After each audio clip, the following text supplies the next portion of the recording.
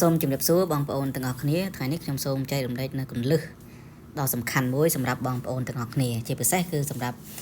បងប្អូនដែលប្រកបអាជីវកម្មលក់ដូរបាទឬក៏យើងសម្រាប់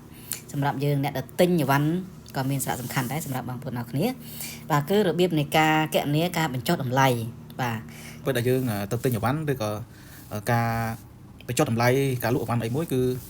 យើងតែងតែប្រើប្រាស់នៅវិធីសាស្ត្រក្នុងការគណនាច្រើនយ៉ាងដែលយើងអាចប្រើប្រាស់បានណាបងប្អូនខ្លះទៀតគាត់ប្រើ Casio អញ្ចឹងទៅហើយបងប្អូនខ្លះទៀតក៏គាត់ប្រើ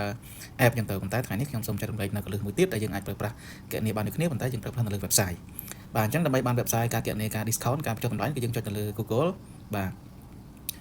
តបមកទៀតបាទយើង search រកពាក្យថា discount calculator បាទអញ្ចឹងយើងចុចនៅកន្លែង search នេះទៅហើយយើងសរសេរថា discount បាទ discount calculator បាទនេះ discount calculator នេះកន្លែងនេះបាទអញ្ចឹងយើងចុចនៅលើនឹងមកតមកទៀតយើងមើលនៅក្នុងនេះយើងមានច្រើនណា discount calculator ហ្នឹង calculator ហ្នឹងគឺវាមានច្រើនខាងលើក៏យើងអាចប្រើប្រាស់បានដូចគ្នាខាងក្រោមក៏ប្រើប្រាស់បានគ្នាប៉ុន្តែខ្ញុំចង់បង្ហាញនៅខាងលើយើងចុចកន្លែងនេះមកតមកទៀតវាចេញទាំងបែបនេះបាទយើងឃើញថានៅក្នុងចំណុចទាំងអស់នេះយើងមានបាទទី1ទី2ទី3ទី4អញ្ចឹងទី1នេះគឺគេឲ្យយើងវាបញ្ចូលទឹកប្រាក់សរុបឧទាហរណ៍ថាយើងលក់ខ1បាទខ1ខកបយ1តម្លៃ$25អញ្ចឹង$25នេះគឺជាតម្លៃសរុបនៃខ1តមកទៀតនៅក្នុងពេលដែលយើងបញ្ចុះតម្លៃអញ្ចឹងបញ្ចុះតម្លៃលើឧទាហរណ៍ថាយើងបញ្ចុះតម្លៃ 30% បាទ 30% អញ្ចឹងនៅពេលនេះនៅពេលដែលយើងមានតម្លៃវាបញ្ចូលលេខការបញ្ចុះតម្លៃហើយយើងចុចពណ៌នេះហើយយើងចុច calculator នេះដើម្បីឲ្យវាគណនាឲ្យហើយយើងចុចមកបាទតមកទៀតវាបង្ហាញនៅខាងលើខាងនេះបាទយើងមើល price after discount នេះមានន័យថា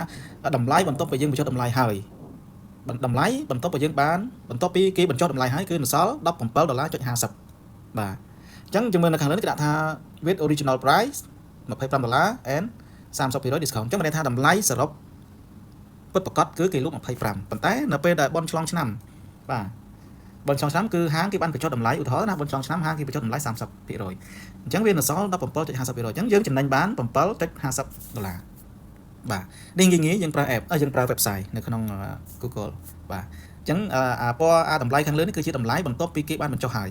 អញ្ចឹងយើងចំណេញបាន$7ដែរអញ្ចឹងបើសិនជាយើងគេបញ្ចុះតម្លៃយើងអស់100000ណាប៉ុន្តែនៅពេលដែលយើងឃើញថាគេបានបញ្ចុះតម្លៃហើយគឺយើងឃើញថាយើងចំណេញបាន$7ដែរបាទយើងចំណេញបាន$7